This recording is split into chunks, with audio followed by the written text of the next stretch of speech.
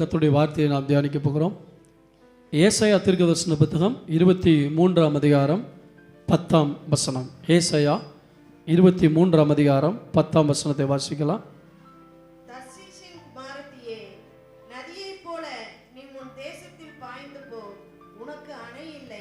2 நாளாகமம் 32ஆம் அதிகாரம் 30ஆம் வசனத்தையும் சேர்த்து வாசிக்கலாம். 2 நாளாகமத்தின் புத்தகம் 32ஆம் அதிகாரம் 30ஆம் வசனம். இந்த எசேக்கியா கீயோன் என்னும் ஆற்றிலே அணை கட்டி அதன் தண்ணீரை மேற்கே இருந்து தாவீது நகரத்திற்கு நேராக திருப்பினான். ஒவ்வொரு விசுவாசியும் இந்த பிரசங்கத்தை நீங்கள் உற்று கவனிக்கும்படி உங்கள் அன்போடு கூட கேட்டுக்கொள்கிறேன். பிரசங்கம் என்பது தேவன் நமக்கு கொடுக்கிற ஆலோசனை, தேவன் நமக்கு கொடுக்கிற வாக்குத்தத்தம், தேவன் நமக்கு கொடுக்கிற அறிவுரை, தேவன் நமக்கு கொடுக்கிற எச்சரிப்பு. எனவே பிரசங்க நேரத்தில் நாம் நம்முடைய முழு கவனத்தையும் கர்த்தருடைய வார்த்தைக்கு நேராக திருப்புவோமானால் இன்றைக்கு சொல்லப்படுகிற அந்த ஆலோசனை அல்லது ஆசீர்வாதத்தின் அந்த பலனை நீங்கள் அடைய முடியும் என்று நான் உங்களுக்கு சொல்கிறேன். 2 வசனமும் வித்தியாசமான காரியங்களை சொல்லுகிறதை பார்க்கிறோம். ஒரு வசனத்திலே உனக்கு அணையே இல்லை, நீ பாய்ந்து போ என்று வேதம் சொல்கிறது. ஆனால் இன்னொரு வசனத்திலே அதை அணை கட்டி அவன் தாழ திருப்பி விட்டான் என்று சொல்லப்பட்டிருக்கிறது. ஒரு வசனம் அணை இல்லை என்றும் இன்னொரு வசனத்திலே அணை இருக்கிறது என்றும் சொல்லப்படுகிறது. அப்படி என்றால் ஒன்றுக்கொன்று முரண்பாடு போல காணப்பட்டாலும் தேவன் ஒரு தேவ பிள்ளைக்கு வைத்திருக்கிற 2 விதமான அனுபவங்களைத்தான் இதிலே நாம் இன்றைக்கு பார்க்க போகிறோம். அணை இல்லை, அணை உண்டு என்கிற 2 காரியங்களை பார்க்க போகிறோம். தர்ஷீஷின் குமாரத்தியே, நீ நதியைப் போல உன் தேசத்தில் பாய்ந்து போ, உனக்கு அணை இல்லை என்று சொல்கிறார். அதாவது நதிகள் மலையிலே உற்பத்தியாகின்றன. உற்பத்தியானதிலிருந்து அவைகள் பாய்ந்து வர ஆரம்பிக்கின்றது. கர்த்தருக்கு ஸ்தோத்திரம் உண்டாதாக. இப்படி பாய்ந்து வரும்போது மலைகளிலிருந்து வருகிற இந்த காரியங்கள் அருவிகளாக பாய்ந்து வருகிறது. அதற்கு பின்பு பல காடுகள், மலைகள் இவைகளை தாண்டி தேசத்துக்குள் வர ஆரம்பிக்கிறது. தேசத்துக்குள் வருகிற வரைக்கும் இதனுடைய வேகம் அதிகமாக இருக்கும், சீற்றம் அதிகமாக இருக்கும், இதனுடைய செயல்பாடுகள் அதிகமாக இருக்கும். அதற்கு காட்டாறு என்று பெயர் சொல்லுவார்கள். மலையிலிருந்து உற்பத்தியாகி தேசத்துக்கு வருகிற வரை அதை காட்டாறு என்று சொல்லுவார்கள். அந்த காட்டாறு எவ்வளவு பெரிய மரத்தையும் சாய்க்க வல்லமையுள்ளது. அந்த காட்டாறு எவ்வளவு பெரிய மலைகளையும் புரட்டி போடக்கூடிய வல்லமையுள்ளது. எனவே பெரிய பெரிய பாறைகளை உருட்டிவிடும், பெரிய பெரிய மரங்களை அடித்து கொண்டு வரும். இதற்கு பக்கத்திலே போவதற்கு யாருமே பயப்படுவார்கள். ஏனென்றால் இது வருகிற வேகம், இதனுடைய செயல்பாடுகள், இதையெல்லாம் பார்க்கும்போது உள்ளே போனால் நாமும் அழிந்து விடுவோம் என்று சொல்லக்கூடிய பயத்தில் காட்டாருக்கு பக்கத்தில் யாரும் போக மாட்டார்கள். பெரிய பெரிய காரியங்களை செய்யும். அதை பார்க்கும்போது பிரமிப்பு உண்டாகும். அதில் அருகில் செல்ல எல்லாரும் பயப்படுவார்கள். கர்த்தருக்கு ஸ்தோத்திரமாக. கட்டுப்பாடு இருக்காது, எப்படி வேணாலும் அது பாய்ந்து செல்லும். இது என்ன என்பதை நான் உங்களுக்கு சொல்வதற்கு முன்பாக இந்த நதி மலையிலிருந்து புறப்படுகிறது என்பதை நாம் அறிந்திருக்க வேண்டும். எத்தனை பேருக்கு தெரியும் நதிகள்லாம் மலையிலிருந்து உற்பத்தி ஆகுதுன்னு? நான் சொல்ல உண்மைதானா? ரைட். தேவ பிள்ளையினுடைய வாழ்க்கையிலும் ஆண்டவர் இப்படிப்பட்ட 2 அனுபவங்களை வைத்திருக்கிறார். சங்கீதங்களின் புத்தகம் 78ஆம் அதிகாரம் 20ஆம் வசனத்தை வாசிக்கலாம். சங்கீதம் 78ஆம் அதிகாரம் 20ஆம் வசனம். இதோ அவர் கண்மலையை அடித்ததினால் தண்ணீர் புறப்பட்டு நதிகளாய் புரண்டு போதும். இங்கே சங்கீதக்காரன் சொல்லுகிறான், அவர் கண்மலையை அடித்ததினால் தண்ணீர் புறப்பட்டு நதிகளாய் வந்தது. நன்றாக கவனிங்கள். உலக பிரகாரமாக ஒரு நதி எப்படி உற்பத்தியாகுதோ அதே போலதான் ஒரு ஆவிக்குரிய ரீதியிலே தேவன் தம்முடைய பிள்ளைகளை நதிகளாக புறப்பட பண்ணுகிறார். கண்மலையிலிருந்து நதிகள் புறப்பட்டு வருகிறது, மலைகளிலிருந்து நதிகள் புறப்பட்டு வருகிறது. எவ்வளவு உண்மையோ அதே போல இஸ்ரவேல் ஜனங்கள் வனாந்தரத்தில் வரும்பொழுது தண்ணீர் இல்லாமல் தவித்து கொண்டிருந்தார்கள். கண்மலையை அடித்தபோது தண்ணீர் வந்தது என்று மட்டுமில்லாமல் அந்த தண்ணீர் பல நதிகளாக ஓடக்கூடிய அளவுக்கு அந்த கண்மலைக்குள்ளே தண்ணீர் இருந்ததாம். என கண்பான கர்த்தருடைய பிள்ளைகளே, வேதத்தில் சொல்லப்பட்டிருக்கிறது 1 கொரிந்தியர் 10ஆம் அதிகாரம் 4ஆம் வசனத்தில், எல்லாரும் அந்த ஞான கண்மலையினுடைய தண்ணீரை குடித்தீர்கள், அந்த கண்மலை கிறிஸ்துவே என்று சொல்லப்பட்டிருக்கிறது. கரங்களை தட்டி கர்த்தரை நாம் மகிமைப்படுத்துவோம். கர்த்தருக்கு ஸ்தோத்திரம். நன்றாக கவனிங்கள். இந்த கண்மலை தன்னிலுள்ள தண்ணீரை தானாக வெளிப்படுத்தவில்லை. மோசே கோலை எடுத்து அந்த கண்மலையை அடித்தான். கண்மலை அடிக்கப்பட்ட பின்புதான் அதற்குள்ளிருந்து தண்ணீர் நதிகளாக புறப்பட்டது. ஆண்டவராகிய இயேசு கிறிஸ்து ஜீவனுள்ள தேவனாக என்றென்றைக்கும் ஜீவிக்கிறவராக பரலோகத்தில் இருந்தார். அவர் மனிதனாக அவதாரம் எடுத்து இந்த பூமியிலே வந்தார். மனிதனை மீட்பதற்காக வந்தார். அவர் இந்த பூமியில வாழ்ந்த நாட்களில் எந்த விதத்திலும் அவருக்குள்ளிருந்து நதிகள் புறப்படவே இல்லை. இன்னும் சொல்ல போனால் அவர் மனிதனாக வாழ்ந்தபோது சமாரிய பெண்ணிடத்தில் போய் எனக்கு தாகமாக இருக்கிறது, தாகத்துக்கு தா என்று கேட்டார். சிலுவையில் தொங்கிக் கொண்டிருக்கும் பொழுது கூட நான் தாகமாக இருக்கிறேன் என்று சொன்னார். யோவான் 4:8 யோவான் 19:28 நான் சொல்ல இந்த சம்பவங்கள் உண்டு. எனவே இந்த பூமியில் இருக்கும்போது ஆண்டவர் நான் தாகமாக இருக்கிறேன் என்று மற்றவரிடத்திலே தண்ணீர் கேட்டார். ஆனால் அதே ஆண்டவர் யோவான் 7 ஒருவன் தாகமாக இருந்தால் என்னிடத்தில் வரக்கடவன், என்னிடத்திலிருந்து அவனுடைய உள்ளத்திலிருந்து ஜீவ தண்ணீருள்ள நதிகள் புறப்பட்டு ஓடும் என்று சொன்னார். இயேசு கிறிஸ்து கல்வாரி சிலுவையிலே அடிக்கப்படுகிற வரைக்கும் அவருக்கு தண்ணீர் உலகத்திலிருந்து தேவைப்பட்டது.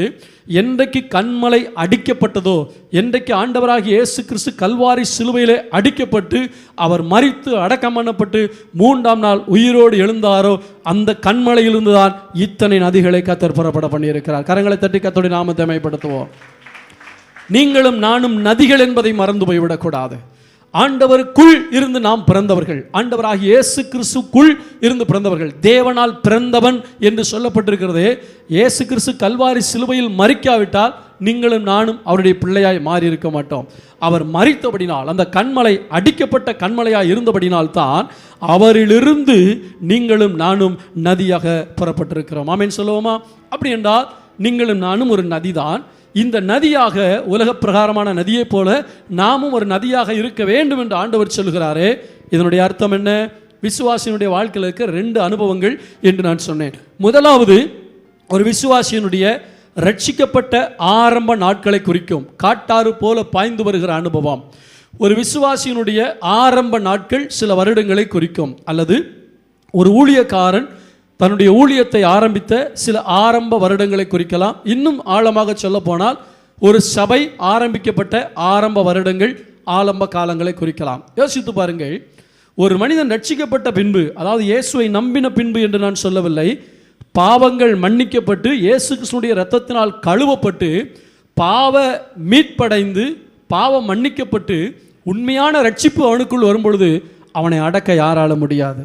ஆமென் சொல்லுவோமா?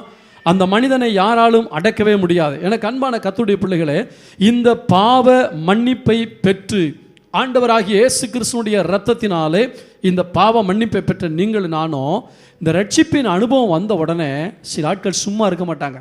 எப்போ பார்த்தாலும் பைபிள் படிப்பாங்க. நான் சொல்கிறது உண்மைதானா? ரட்சிக்கப்பட்ட உடனே ராத்திரியும் பகலும் பைபிள் படிப்பாங்க. எப்போ பார்த்தாலும் ஆண்டவருடைய அன்பு, ஆண்டவருடைய அன்புன்னு சொல்லி இயேசுவை பற்றி சொல்லிக்கிட்டே இருப்பாங்க. ஆனால் இந்த அனுபவம் இல்லாத கிறிஸ்தவர்கள் 100 ஆண்டுகள் ஆனாலும் அவங்கள அசைக்கவே முடியாது. ஆனால் ரட்சிக்கப்பட்ட உடனே பைபிளை கையில் எடுப்பாங்க. எப்போ பார்த்தாலும் பைபிளை படிப்பாங்க. எப்போ பார்த்தாலும் ஊழியம்ட்டு ஓடுவாங்க. சண்டே ஸ்கூல் ஊழியம், வாலிபர் ஊழியம், அந்த ஊழியம் இந்த ஊழியம், ஆண்டவருக்காக செயல்படணும். எப்போ பார்த்தாலும் ஜெபம் ராத்திரியில் எழுந்திரிச்சு ஜெபம் பண்ணுவாங்க, அதிகாலையில் எழுந்து ஜெபம் பண்ணுவாங்க. ஏன்னா அந்த சந்தோஷம் விடாது. இதுதான் ஒரு காட்டாரின் அனுபவம்.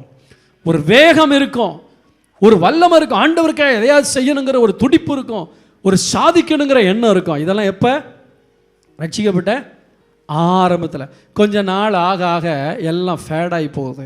ஏங்கிறத நான் சொல்கிறேன். கர்த்தருக்கு ஸ்தோத்திரம்டாக. இன்றைக்கு கர்த்தர் மறுபடியும் உங்களை எழும்ப பண்ணுவாராக. ஆமென். இது ஒரு விசுவாசியினுடைய ஆரம்ப கால அனுபவம்.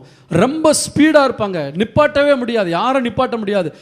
இன்னைக்கு ஊழியத்துக்கு போவேனடா, இல்லை நான் ஊழியத்துக்கு போகாமல் இருக்க முடியும். அப்படி ஒரு எழுப்புதலை கொடுக்கக்கூடிய ஒரு நாட்கள், ஆரம்ப நாட்கள். ஒரு ஊழியரை எடுத்துக்கொள்ளுங்கள். ஊழியத்துக்கு வந்த உடனே அவருடைய உபவாசம் என்ன? கர்த்தர் தன்னை பயன்படுத்த வேண்டும் என்று எப்போ பார்த்தாலும் உபவாசம் சொல்லுவார். ராத்திரி மகளுமா பைபிளை படிப்பார். அங்கங்கே ஓடி ஊழியம் செய்வார். வரங்கள் செயல்படும், வல்லமை செயல்படும். யார் மூலமாக ரட்சிக்கப்படாத ஆட்கள் கூட நம்ம மூலமாக ரட்சிக்கப்பட்டுருவாங்க. மலைகளை புரட்டக்கூடிய அந்த விசுவாசம், வல்லமை, வரங்கள் என்று ஓடிக்கொண்டே இருக்கும்.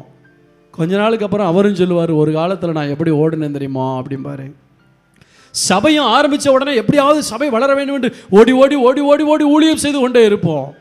ஆட்கள் வருவார்கள், எழுப்பு நடக்கும், பிசாசு ஓடும், பேய்கள் ஓடும். ஆனால் கொஞ்ச நாட்கள் ஆக ஆக ஒரு பாரம்பரிய சபையை போல மாறிவிடுகிறது. எனக்கு அன்பான கர்த்தருடைய பிள்ளைகளே, உங்கள் அனுபவம் என்ன? ஏன் இந்த அனுபவம்? காட்டாரை போல ஆண்டவர் நம்மை வைத்திருக்கிறார், உண்மைதான். கர்த்தருக்கு ஸ்தோத்திரம். ஆரம்ப காலங்களிலே நமக்கு இருக்கிற இந்த அனுபவங்கள்லாம் உண்மைதான், அது பொய் அல்ல. எத்தனை பேர் ஆமான்னு ஒத்துக்கிறீங்க? ரட்சிக்கப்பட்ட உடனே நான் ரொம்ப வேகமாக இருந்தேன்னு சொல்லுவாங்களாம், கை தூக்கி காட்டுங்க பார்க்கலாம். அப்போல்லாம் மற்றவங்களாம் ரட்சிக்கப்படவே இல்லை இன்னும், நல்லா கை தூக்கி காட்டுங்க. ரட்சிக்கப்பட்ட புதுசில் நான் ரொம்ப ஸ்பீடாக இருந்தேன் பாஸ்டர், கீழே போட்டுருங்க. அந்த ஸ்பீடு இப்போவும் என்கிட்ட இருக்குன்னு சொல்கிறவங்க கை வைத்து காட்டுங்க பார்க்கலாம். பார்த்தீங்களா, ஒரு 4-5 தான் இருக்குது. அந்த ஸ்பீடு ஆண்டவருக்காக வாழுங்கிற அந்த ஸ்பீடுனுடைய விளைவு என்ன? ஸ்பீடாக இருக்குது, உணர்ச்சி மட்டும் இல்லை, அதனுடைய விளைவு என்ன? உங்களை கொண்டு கர்த்தர் என்ன செஞ்சுருக்காரு?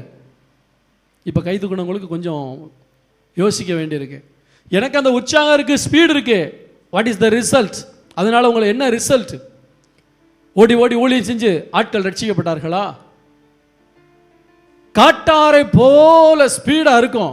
இன்னும் பாருங்க, சில ஆட்கள் எப்போ பார்த்தாலும் ரொம்ப உற்சாகமாகவே இருப்பாங்க. காட்டாரு, அதுக்கு கட்டுப்பாடு கிடையாது. கட்டுப்படுத்தப்படணும்னா நம்மள்கிட்ட மோதும். நல்ல சொல்லுங்க பார்க்கலாம். சில விசுவாசிகள் ரொம்ப ஸ்பீடாக இருப்பாங்க, கொஞ்சம் நிதானமாக போங்கன்னு ஆச்சா பூச்சா நம்மளே எதிர்ப்பாங்க. ஏன்னா அது காட்டாரு, பக்கத்தில் என்ன செய்ய முடியாது, போக முடியும். ஆனால் இன்னொரு அனுபவம் என்னன்னா, இந்த காட்டார் இப்படியே போய்கிட்டு இருந்துச்சுன்னா இது ஆக்கப்பூர்வமாக ஒன்றுக்குமே பயன்படாது. இது தன்னை பெரிதாக காண்பித்து பெரிய பெரிய பிரமிப்பான காரியங்களை செஞ்சுக்கிட்டே போச்சுன்னா கர்த்தருடைய நாமம் மகிமைப்படாதுங்கிறதுக்காக இதுக்கு ஒரு அணையை கர்த்தர் வைத்திருக்கிறார். ஆமேன்னு சொல்லுவோமா? எவ்வளோ பெரிய ஊழியக்காரனாக இருந்தாலும், எவ்வளோ பெரிய சபையாக இருந்தாலும், எவ்வளோ பெரிய விசுவாசியாக இருந்தாலும், உங்கள் ஸ்பீடை குறைக்கிறதுக்கு இல்லை, மாற்று வழியிலே நீங்கள் பிரயோஜனமாக இருப்பதற்காக கர்த்தர் ஒரு அணையை வைத்திருக்கிறார். ஒரு அல்லேலூயா சத்தமாக சொல்லுங்க பார்க்கலாம். இந்த அணையின் அனுபவம் எதுக்காக? நாம் பிரமிப்பை உண்டு பண்ணும் காரியங்களில் மட்டும் ஈடுபடாமல் பிறருக்கு பிரயோஜனமான காரியங்களிலே ஈடுபட தேவன் சில நேரம் நம்மை அணையிலே தேக்கி வைக்கிறார். ஆமென் சொல்லுவோமா? இந்த அணையின் அனுபவம் என்னன்னா, வேகம் குறைஞ்சு போகும், வீரம் குறைஞ்சு போகும், எதுவுமே செய்யாமல் ஒரே இடத்துல உட்காந்துருக்க மாதிரி நம்ம பழைய காரியங்கள்லாம் நினச்சி ஏங்குற மாதிரி ஒரு அனுபவம்.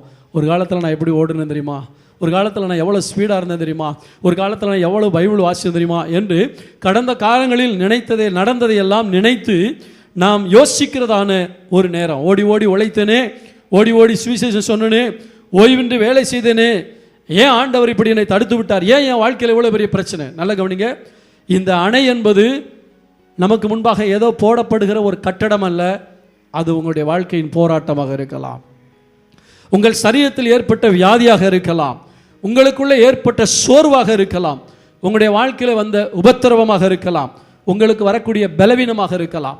இப்படிப்பட்ட சில காரியங்கள் வேகமாய் வந்து கொண்டிருந்த நம்முடைய வாழ்க்கையிலே அணை போல தடுத்து விட்டது.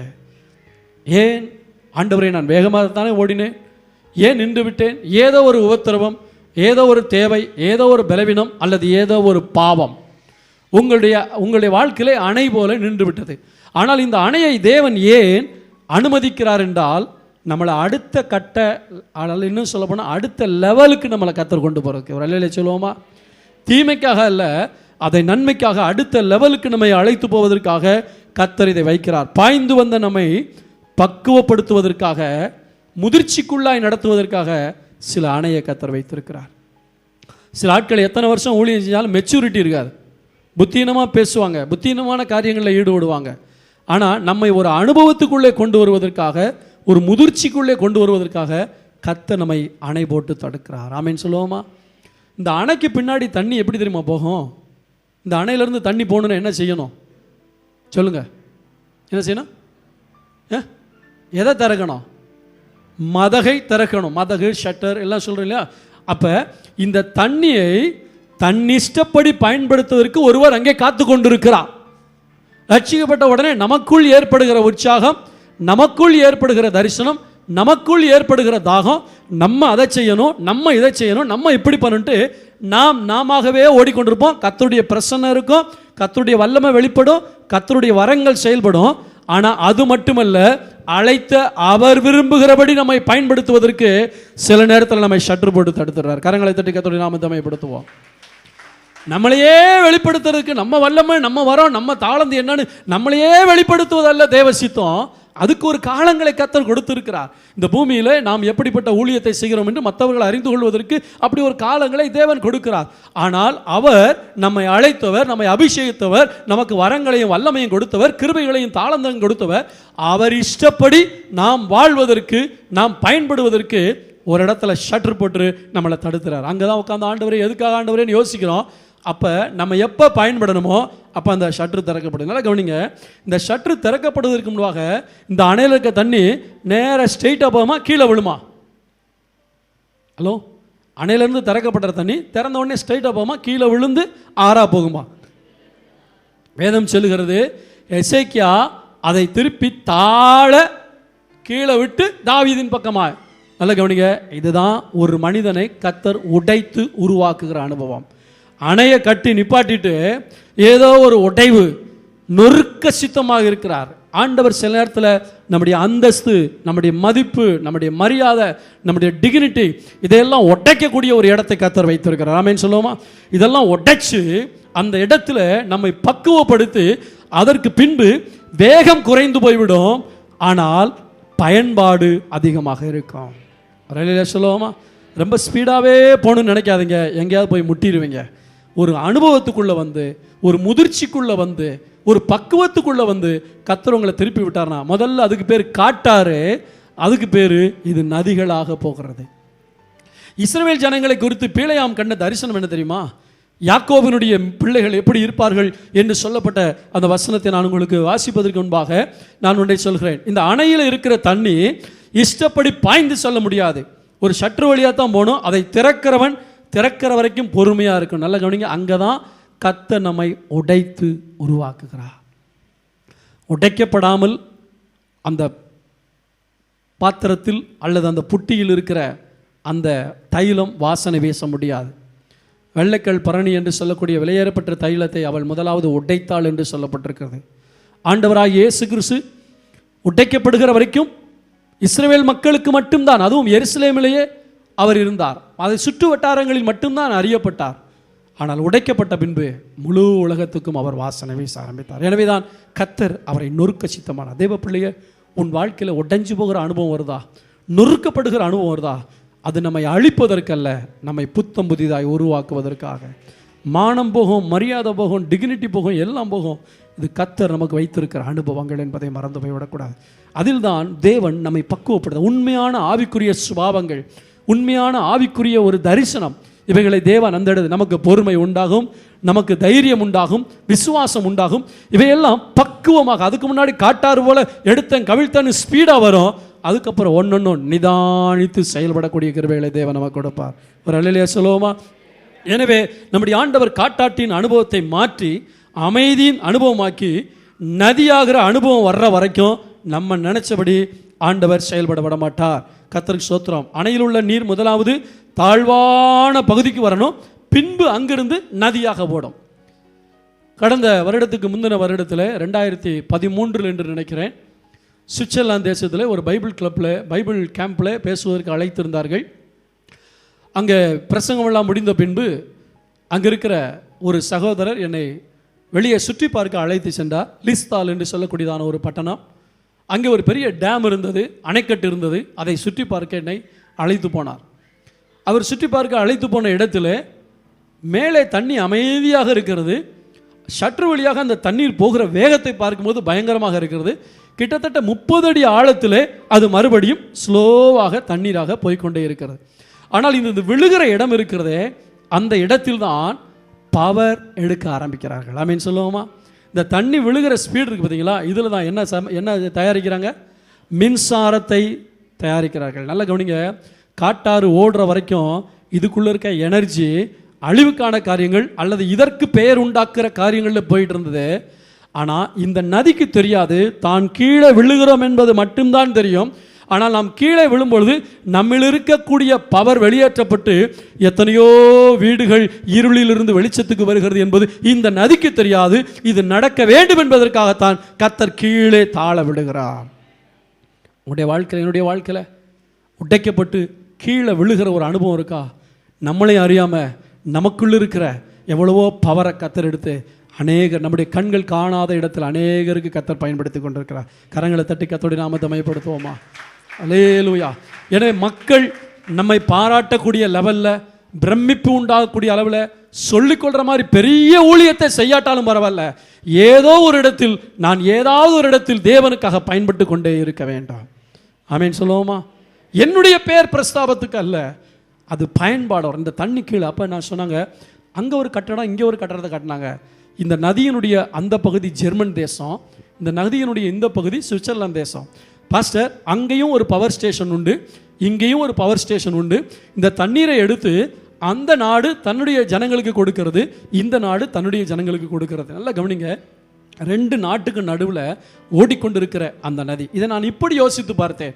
ஒரு பக்கம் நமக்குள்ள இருக்கிற எனர்ஜி எடுத்து உலக பிரகாரமாக அழிவுக்கு ஏதுவாக இல்லை அவனுக்கு ஏதுவாக சாத்தான் பயன்படுத்த விரும்பி கொண்டிருக்கிறான். இன்னொரு பக்கம் ஆண்டவர் நமக்குள்ள இருக்கிற திறமை தாழ்ந்து எல்லாத்தையும் அவர் எடுத்து தன்னுடைய ஜனங்களுக்காக அவர் பயன்படுத்த விரும்பி கொண்டிருக்கிறார்.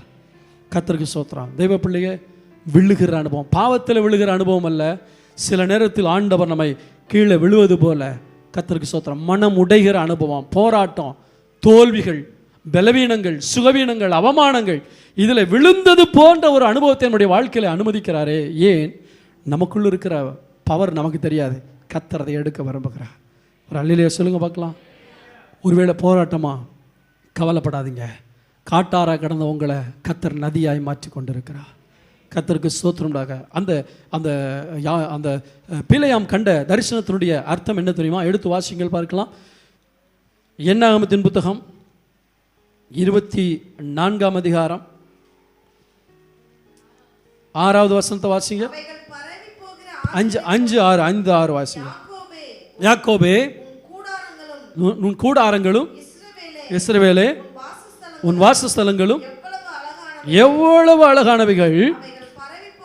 யாக்கோபை குறித்து சொல்லும் போது நீ ஒரு காட்டாறு வெள்ளம் என்று சொல்லாமல் நீ பரவி போகிற ஆறுகள். ஒரு அல்லேலூயா சொல்லுவோமா? தேவ பிள்ளையே, நீ வேகமாக என்ன செய்கிறாய் என்பது முக்கியம் அல்ல, நீ விவேகமாக எப்படி பயன்படுகிறாய் என்பதுதான் முக்கியம். ஆண்டவர் எங்கே சொல்லுகிறார்? அவைகள் பரவி போகிற ஆறுகளைப் போலவும் நதியோரத்தில் உள்ள தோட்டங்களைப் போலவும் கர்த்தர் நாட்டின சந்தன மரங்களைப் போலவும் தண்ணீர் அருகே உள்ள கேதுரு விருட்சங்களைப் போலவும் இருக்கிறது.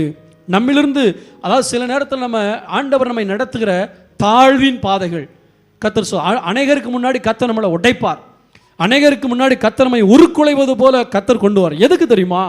நமக்குள்ள இருக்கக்கூடிய அந்த ஆண்டவருக்கு பயன்படக்கூடிய அநேக காரியங்களை கர்த்தர் வெளியே எடுத்து எங்கோ யாருக்கோ பயன்பட முடியாத கர்த்தர் கொண்டு போகிறார். கர்த்தருக்கு ஸ்தோத்திரம்டாக. ஆனால் இந்த பயன்பாடு நதிக்கு நேரடியாக தெரியாது, யாரோ ஒருத்தர் பயன்பட்டு கொண்டே இருப்பார்கள். கர்த்தருடைய பரிசுத்த நாமத்துக்கு மகிமையுண்டாக. இதனால் தான் அடிக்கப்படுவதற்கு நம்முடைய கண்மலையாகிய இயேசு ஒப்பு கொடுத்தார். ஆமென் சொல்லுவோமா? அல்லேலூயா. வேதம் சொல்கிறது,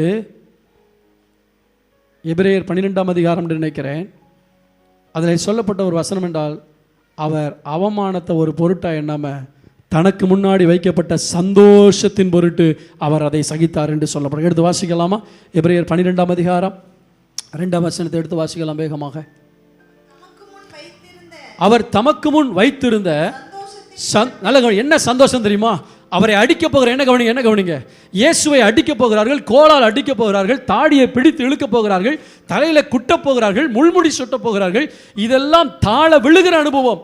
குருடனுடைய கண்களை திறந்தவர், மரித்தோரை உயிரோடு எழுப்பினவர், 5 அப்பம் 2 மீனை வைத்து 5000 பேருக்கு போஷித்தவர், பாவிகளை மனம் திரும்ப அழைத்தவர், இவ்வளவு பெரிய காட்டாறு வெள்ளம் போல அற்புத அடையாளங்களை செய்த என் ஆண்டவராகிய இயேசு கிறிஸ்து இப்பொழுது ஒன்றுமே செய்ய வழி இல்லாதவர் போல நிற்கிறார். தாடியை பிடித்து இழுக்கிறார்கள், தலையில குட்டுகிறார்கள், அடிக்கிறார்கள்.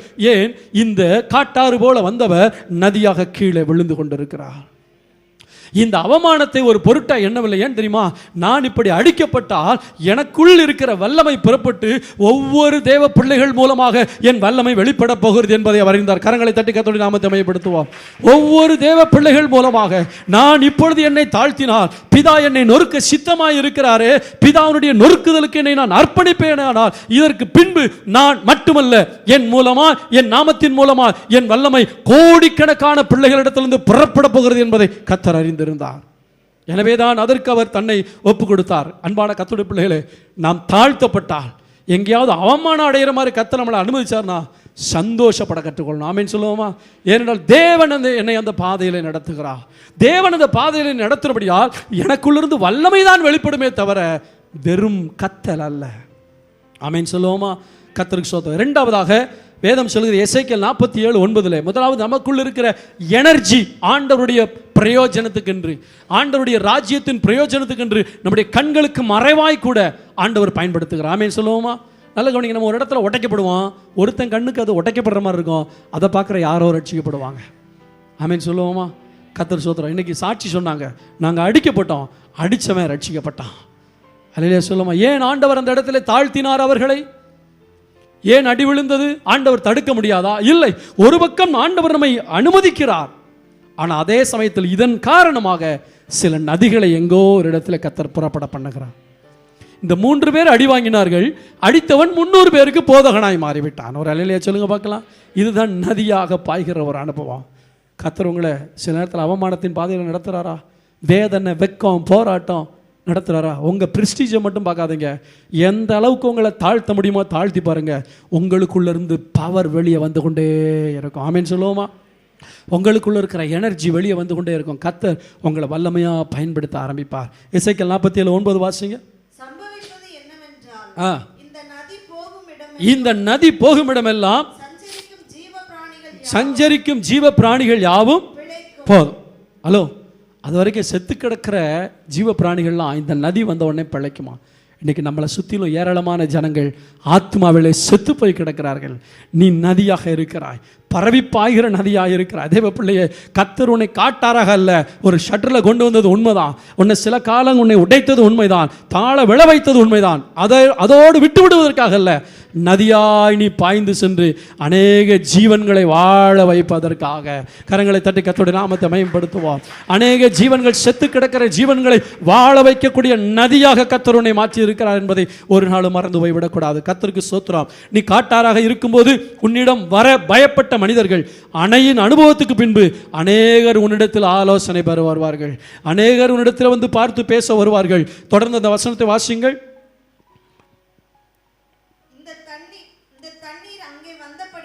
அந்த தண்ணீர் அங்கே வந்தபடினால்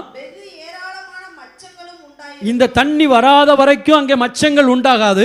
தண்ணீர் வந்தபோது மச்சங்கள், அதாவது ஜீவராசிகள் வர ஆரம்பித்து விட்டது. கர்த்தர் ஸ்தோத்திரம். நீங்க எங்க போனாலும் அங்கே ஏதோ ஒன்றை கர்த்தர் விளைய செய்ய வல்லவராக இருக்கிறார். நான் நட்டேன், அப்பல்லோ நீர் பாய்ச்சினான், தேவனே விளைய செய்தார். ஃபாதர் பாடியிருக்காரு, நீ ஓடும் ஓட்டம், நீ செய்யும் ஊழியம் ஒரு நாள் வீண் போகாது. கர்த்தர் சித்தமான அடுத்த வாரத்தில் நம்ம பாடுவோம். நீ தொடர்ந்து ஓடு, சோர்ந்து விடாதே. நீ ஓடும் ஓட்டம் ஒரு நாள் வீண் போகவே போகாது.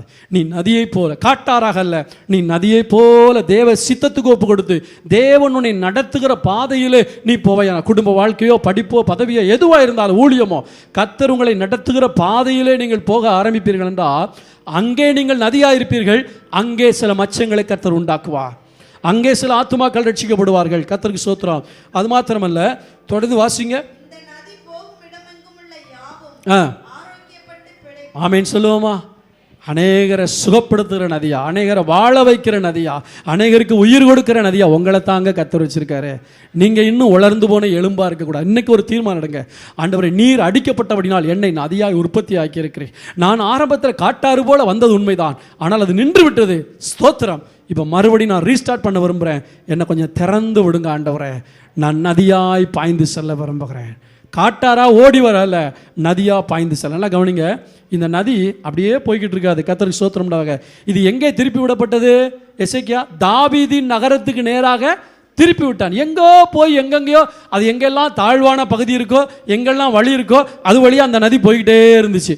எங்கே சான்ஸ் கிடைக்குதோ அங்கே ஓடணும், எங்கே பயன்பாடு கிடைக்குதோ அங்கே ஓடணும், அங்கே இங்கே எங்கெல்லாம் எல்லா இடத்துலையும் காலை வச்சோம். ஆண்டவர் சொல்றார், தாவீதின் நகரம் என்பது தாவீதின் குமாரனாகிய இயேசு கிறிஸ்து வாசம் பண்ணுகிற ஸ்தலம்.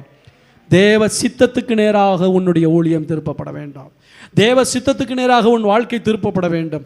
தேவ சித்தத்துக்கு நேராக உன்னுடைய செயல்பாடுகள், தீர்மானங்கள் திருப்பப்பட வேண்டும். ஸோ தாவீதின் நகரத்துக்கு நேராக திருப்பி விட்டான். இதுவரைக்கும் ஏன் இஷ்டப்படி ஓடின ஆண்டவரே, ஆனால் இன்னைக்கு உங்கள் சித்தத்துப்படிய வாழ்க்கையை நான் உங்கள் கையில் ஒப்பு கொடுக்குறேன். என்னை திருப்பி விடும் ஆண்டவரே. ஆமென் சொல்லுவோமா? எங்கோ ஒரு இடத்தில் பாய்ந்தது போதும், நீர் விரும்புகிறபடி ஆண்டவரே என்னை திருப்பி விடும். கர்த்தருக்கு சோத்திரம். ஒட்டஞ்சத்திரத்தில் ஓடிக்கிட்டு இருந்த ஆறு வேகமாக காட்டாறு மாதிரி தான் இருந்தேன். கர்த்தருக்கு சோத்திரம். கோடம்பாக்கத்தில் வச்சு கர்த்தர் என்ன ஒடன்னு உடைச்சாரு. கர்த்தருக்கு சோத்திரம். திருவொற்றியில் கொண்டு வந்து நதியாய் பாய வைத்து கொண்டு இருக்கிறேன். ஆமென் சொல்லுவோமா? கர்த்தருக்கு ஸ்தோத்திரம். அவர் தான் திருப்பி விட்டார். திருவொற்றியூர் நான் செலக்ட் பண்ண இடம் இல்லை, கர்த்தர் செலக்ட் பண்ண இடம். கர்த்தருக்கு ஸ்தோத்திரம் உண்டாதாக. எனக்கு அன்பான கருத்து, நேற்று கூட என் ஃப்ரெண்டு ஒருத்தர் முந்தா நாள் பேசிட்டு இருந்தார். பாஸ்டர், நீங்கள் கொடுக்குற வார்த்தைகளுக்கு பிரசங்கத்துக்கு சென்னை சிட்டிக்குள்ளே உங்கள் சர்ச் இருந்ததுன்னா நேரம் 2000 பேர் வந்திருப்பாங்க. என்ன பண்ணுறது? அவருக்கு தெரியும் எங்கே திருப்பணுமோ அங்கே திருப்பி இருக்கிறார். தேவ பிள்ளையே, கர்த்தருடைய வார்த்தை எவ்வளோ அற்புதமாய் உங்களுக்கு வருகிறது. வார்த்தைக்கு கீழ்ப்படியுங்கள். இந்த வசனம் வெளி இடங்களை கிடைச்சா ஜனங்கள் அப்படியே கிரகித்து கர்த்தருக்காக எழும்பி பிரகாசிக்கிறார்கள். ஒருவேளை என்னை பார்த்து பார்த்து உங்களுக்கு புளிச்சு போச்சா, இல்லை பார்த்து பார்த்து பழகி போச்சான்னு தெரியல. தேவ மனிதனாய் பாருங்கள், தேவனுடைய வார்த்தையை கேளுங்கள். உங்கள் வாழ்க்கையை நதியாய் கர்த்தர் புறப்பட பண்ணுவார். கர்த்தருடைய வார்த்தையை அசட்டை பண்ணாதே, அசதியாயிராதே. கர்த்தருக்கு ஸ்தோத்திரம்.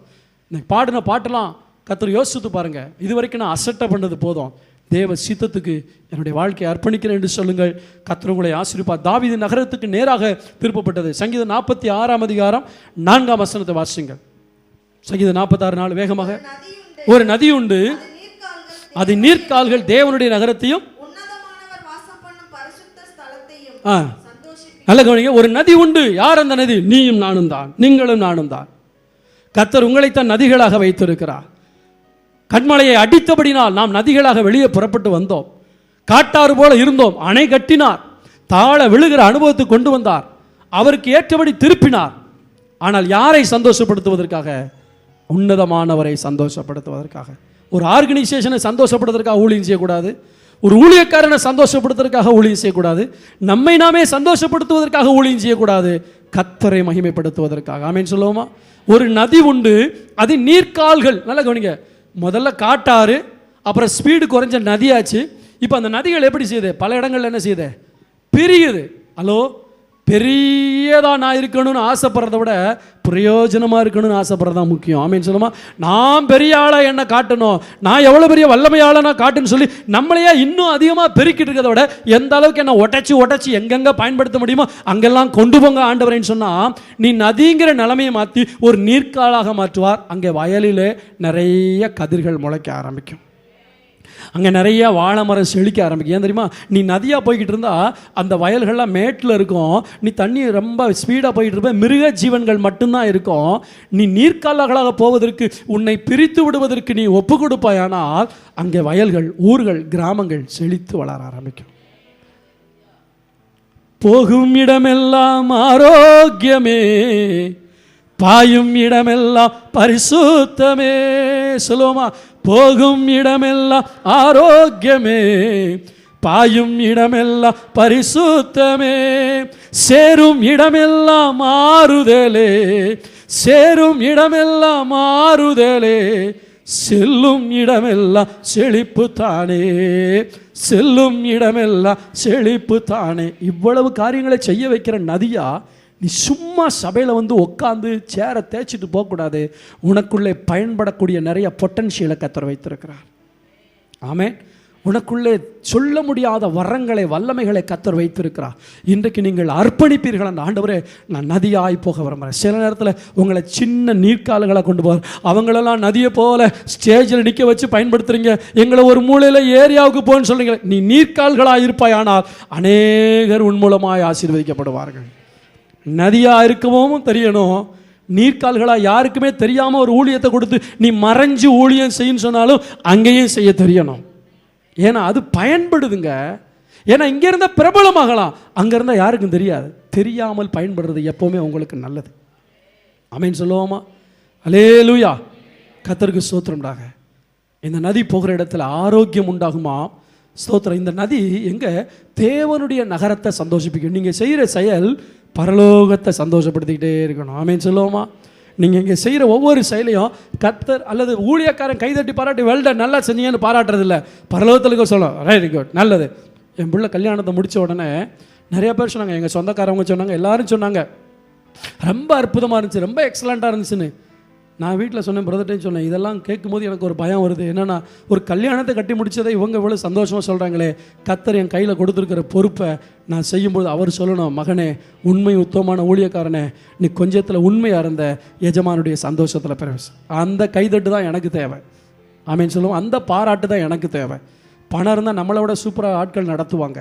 கர்த்தருக்கு ஸ்தோத்திரம். ஒரு நாள் வரப்போகிறது, மகனே, நீ நதியாக இருந்தாயா அல்லது குட்டை தண்ணீர், குட்டை தண்ணீருக்குள்ளே என்ன இருக்கும்? கொசு இருக்கும். வியாதியை சில ஆட்கள் எதுக்குமே பயன்படாமல் இருப்போம். கொசு இந்த இருந்து அங்கே போய் கொட்டுறது, அங்கேருந்து இங்கே போய் கொட்டுறது, ஒரு இடத்துல உருப்படியாக இருக்காது.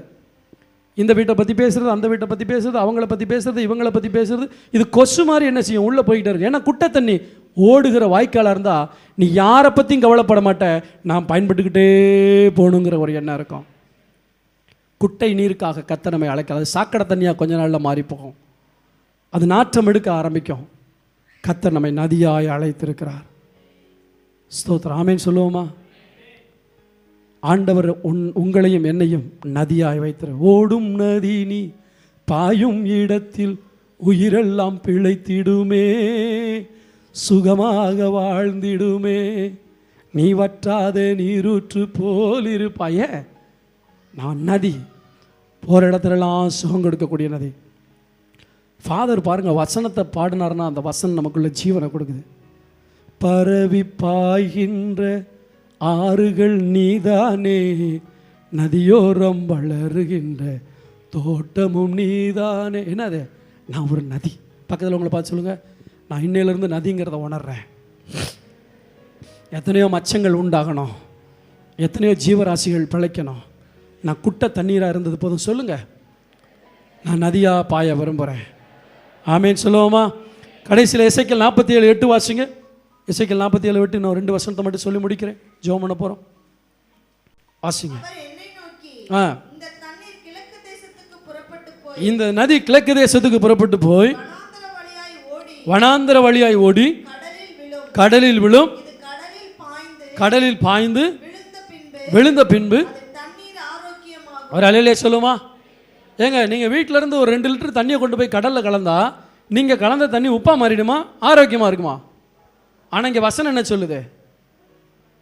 லேலுயா. இந்த கடல் என்பது ஜனக்கூட்டம். ஜனக்கூட்டம், ஜனங்களை ஜலத்துக்கு ஒப்பாக ஆண்டவர் சொல்லியிருக்கிறார். நீங்கள் எங்கெல்லாம் போய் விழுகிறீங்களோ அங்கெல்லாம் ஆரோக்கியம் உண்டாகும். ஆமேன் சொல்லுவோமா? இன்னொரு காரியத்தை சொல்கிறேன், பரலோகத்துக்கு ஒப்பா. பரலோகம் ஆண்டவருடைய ராஜ்யம். நீங்கள் ஓட்டத்தை ஓடி முடிச்சு கடைசியில் எங்கே போய் விழணும்? ஹலோ, இடையில வத்தி போய் ஒன்றும் இல்லாமல் உங்களுக்கு அப்புறம் வறண்டு போன இடம் இருக்கக்கூடாது. கடலில் கலக்கிற வரைக்கும் என் ஓட்ட முடியவே கூடாது. தேவனிடத்தில் சேருகும் போது அவர் பரலோகத்தின் கடலாக இருக்கிறாரே, அவரிடத்தில் நான் போய் சேர்ந்தேன்னா என் சுபாவம் மாற்றப்படும், என் சுபாவம் மறைக்கப்படும், என்னுடைய ஒரிஜினாலிட்டி மறைக்கப்பட்டு கடலில் கலந்ததுக்கப்புறம் கடல் தான் தெரியுமே, நான் தெரிய மாட்டேன். ஆமேன் சொல்லுவோமா? அவரோடு ஒன்றரை கலந்து விடுகிற அனுபவம். ஸ்தோத்திரம். அந்த லெவலுக்கு கர்த்தர் நம்மளை கொண்டு போக விரும்புகிறார். கடைசியில் எங்கே போய் சேரணும்? அவரோடு சேர்ந்து ஓடிக்கிட்டே இருக்கணும். கடைசியில் அவர்கிட்ட போய் கலக்கும்போது நம்முடைய சுபாவம், நம்முடைய காரியங்கள்லாம் மாற்றப்பட்டு கடலாக அதுக்கப்புறம் நதிங்கிற பேர் கிடையாது, அது கடலுங்கிற பேர் தான். அவ்வளோ பெத்த பேர் உங்களுக்கு வரணும்னா நீங்கள் அவரோட சேரணும். ஒரு வசனத்தை வாசிக்கலாமா? என்ன ஆகுமோ? கர்த்தருக்கு ஸ்தோத்திரம்டாக. அந்த வசனத்தை வாசித்தோம். கர்த்தருக்கு ஸ்தோத்திரம்டாக. நீ பரவி பாய்கிற ஆறுகளை போல, இல்லையா? கர்த்தர் ஸ்தோத்திரம்டாக. நான் இங்கே முடிக்க விரும்புகிறேன். நான் சொன்ன வசனத்தை திரும்ப சொல்கிறேன். நதி உற்பத்தி ஆகிற இடம் கண்மலை. நம்முடைய கண்மலையாகிய கிறிஸ்து அடிக்கப்பட்டபடியா உங்களை என்னை நதியாக புறப்பட பண்ணியிருக்கிறார். கொஞ்ச நாளைக்கு காட்டாராக இருந்த உண்மைதான். பெரிய பெரிய காரியங்களை நம்ம இஷ்டப்படி செஞ்சோம். நம்ம பேர் பிரஸ்தாபத்துக்காக நம்மளால் முடிஞ்சதை எவ்வளோ வல்லமையாக செஞ்சோம். கர்த்தர் அணை போடுறாரு, ஷட்டரை திறக்கிறார். எதுக்கு? என் சித்தப்படி உன்னுடைய ஊழியம் இருக்க வேண்டாம், என் விருப்பப்படி உன்னுடைய வேலை இருக்க வேண்டும், என் விருப்பப்படி உன்னுடைய குடும்ப வாழ்க்கை இருக்க வேண்டும் என்று ஒரு ஷட்டர் போடு. ஊழியத்துக்கு மட்டும் இல்லை, குடும்ப வாழ்க்கைக்கு, வேலைக்கு, பிஸ்னஸுக்கு எல்லாத்துலேயும் ஆண்டவர் ஷட்டர் போட்டு தடுக்கிறார். கீழே விழுகிற அனுபவம் எதுக்காக? அழிப்பதற்காக அல்ல, பல விதங்களிலே பயன்படுவதற்காக. கர்த்தர் ஸ்தோத்திரம். உடைக்கிறார், உருவாக்குகிறார். நதியை போல போ.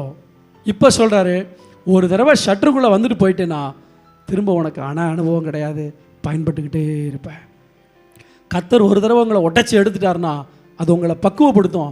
அதுக்கப்புறம் அணை போடணுங்கிற அவசியம் இல்லை. ஆனால் சில விசுவாசிகளுக்கு 2 கிலோமீட்டருக்கு ஒருக்கா அணை போட வேண்டியிருக்கு. ஏன்னா ஒரு பிரசங்க கேட்ட உடனே திருந்துவீங்க, அதுக்கப்புறம் பழைய குருடி கதவை தொடடின்னு பழைய வாழ்க்கை வாழ்வீங்க. மறுபடியும் ஆண்டவர் ஒரு என்ன செய்ய வேண்டியிருக்கு? அணை கட்ட வேண்டியிருக்கு. மறுபடியும் ஓடுவீங்க, ஒரு பிரசங்கத்தை கேட்டு ஆண்டவரே ரட்சிக்கப்படுறதுக்கு ஒப்பு கொடுக்குறேன்னு நல்லா ஓடிக்கிட்டே இருப்பீங்க. மறுபடியும் அணை வரும். இன்றைக்கி ஒப்பு கொடுங்க, எனக்கு இனி ஒரு அணை வேண்டாம், இந்த அணையே போதும், நான் பரவி பாய்கிற ஆறுகளை போல இருக்க விரும்புகிறேன். ஜெபம் பண்ணுவோமா? எல்லாம் இருக்கிற இடத்துல ஆண்டவருடைய கரத்தில் ஒப்பு கொடுத்து நம்மை ஒப்பு கொடுத்து ஜெபம் பண்ணுவோம். ஓ ஹல்லேலூயா, thank you Jesus, ஹல்லேலூயா.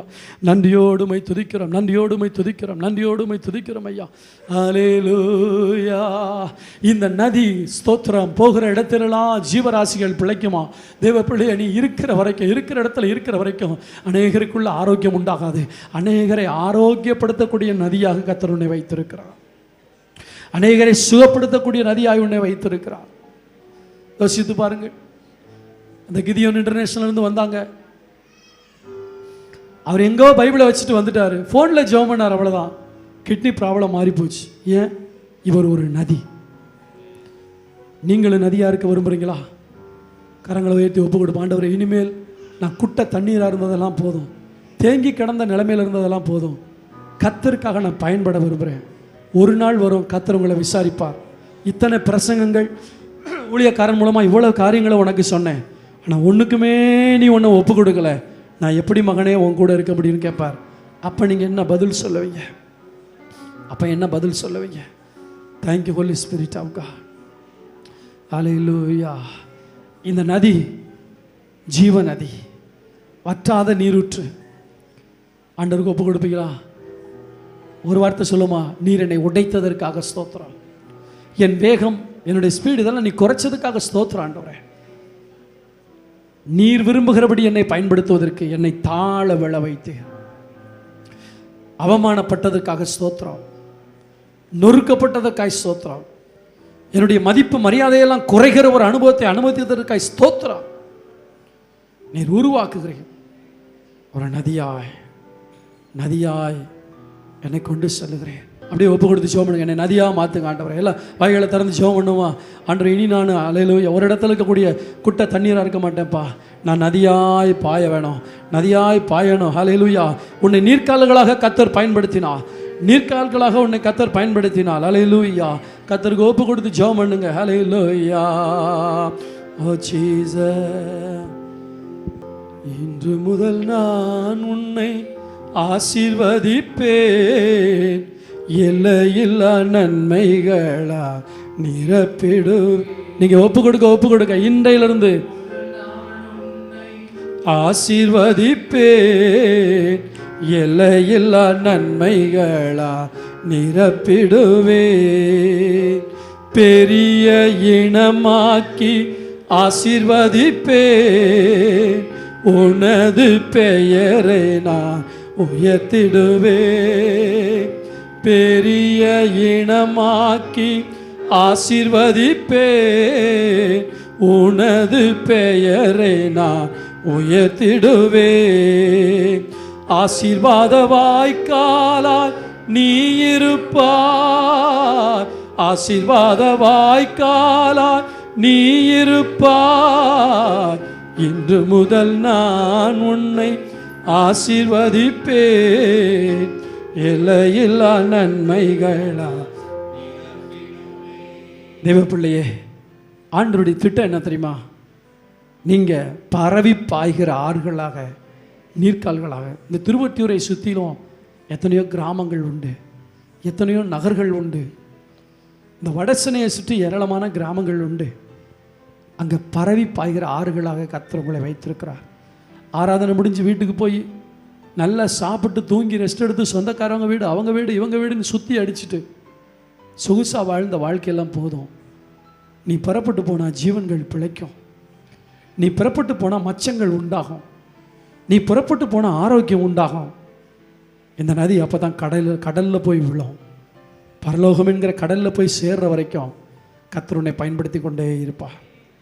எங்கள் நல்ல ஆண்டவரே, எங்கள் சபையில் இருக்கிற விசுவாசிகளுக்காக ஜெபிக்கிறோம். எவ்வளவோ பிரசங்கங்களை கேட்டோம், இன்னும் மனம் திரும்பாதவர்கள் உண்டு, இன்னும் பாவத்தை விட்டு மனம் திரும்பி வராதவர்கள் உண்டு. இன்று அவர்களுக்காக விசேஷமாக நான் ஜெபிக்கிறேன். இன்று அவர்களுடைய உள்ளங்கள் உடைக்கப்படுவதாக, இன்று தங்களுடைய வாழ்க்கையை முற்றிலுமாய் ஆண்டவருக்கு அர்ப்பணிப்பார்களாக. ஆண்டவரே, உம்மிடத்தில் நன்மை பெற்ற எத்தனையோ பேர் இன்னும் வாழ்க்கையில் உண்மை இல்லாமல் வாழ்கிறவர்கள் எங்கள் சபையில் உண்டு. உண்மை இல்லாமல் ஆண்டவரே வாழ்க்கை மாறாமல் ஒப்பு கொடுத்தேன் என்று சொல்லியும் வாழ்க்கை மாறாமல் குடும்பத்தில் சண்டைகள், பிரச்சனைகள், போராட்டங்களோடு வாழ்கிறவர்கள் உண்டு. அவர்களுக்காக நான் ஜெபிக்கிறேன். அவருடைய சுபாவங்களை கர்த்தர் மாற்றுவீராக. நல்ல தெய்வீக சுபாவங்களை கர்த்தர்களுக்குள்ளே தரும்படியாக நாங்கள் ஜெபிக்கிறோம். இன்னும் காட்டாராகவே இராதபடிக்கு ஒரு நதியாய் பாய்ந்து செல்லக்கூடிய அனுபவத்தை அவர்களுக்குள்ளே தரும்படியாய் ஜெபிக்கிறோம். எவ்வளோ நல்ல நிலையில நீர் வைத்து நல்ல பொருளாதாரத்தில் ஆசீர்வதித்தோம். கர்த்தருக்காக ஒரு சின்ன அளவில் கூட பயன்படாமல் தான் உண்டு தன் குடும்பம் என்று சுயநலமாய் வாழ்கிறவர்களும் எங்கள் சபையில் உண்டே. அவர்களுக்காக நான் ஜெபிக்கிறேன். இன்று அவர்கள் அந்த தங்களை சுற்றிலும் இருக்கிற வட்டத்தை விட்டு வெளியே வந்து தேவ சித்தத்துக்கு நேராய் தங்களுடைய வாழ்க்கை திருப்பப்படுவதற்கு அர்ப்பணிப்பார்களாக. ஏற்கனவே ஓடிக்கொண்டிருக்கிற ஆறுகளுக்காக ஸ்தோத்திரம். நீர் அவர்களை நீர்க்கால்களாய் பயன்படுத்தும் போது அதை தாழ்மையோடு ஏற்றுக்கொள்ளக்கூடிய அனுபவத்தை அவர்களுக்கு தரும்படியாக நாங்கள் ஜெபிக்கிறோம். ஒரு நாளும் நாங்கள் ஓரிடத்தில் நின்று விடாதபடி கடலிலே கலக்கிற வரைக்கும் ஏதாவது ஒரு விதத்தில் பயன்படுத்தப்பட்டு கொண்டே இருக்க எங்களுக்கு கிருபை தருவீராக. இயேசுவின் நாமத்தில் வேண்டிக் கொள்கிறோம் நல்ல பிதாவே, ஆமென். என் ஆத்துமாவே கர்த்தரை ஸ்தோத்திரி, என் முழு உள்ளவனுடைய பரிசுத்த நாமத்தை ஸ்தோத்திரி. என் ஆத்துமாவே கர்த்தரை ஸ்தோத்திரி, கர்த்தர் செய்த சகல பாரங்களை மறவாதே, ஆமென். நம்முடைய கர்த்தராகிய இயேசு கிறிஸ்துவின் கிருபையும் பிதாவாகிய தேவனுடைய அன்பும் பரிசுத்த ஆவியினுடைய அன்யோன்ய ஐக்கியம் நம் அனைவரோடும் வருகை வரைக்கும் என்னைக்கு தங்கியிருப்பதாக, ஆமென். அல்லேலூயா.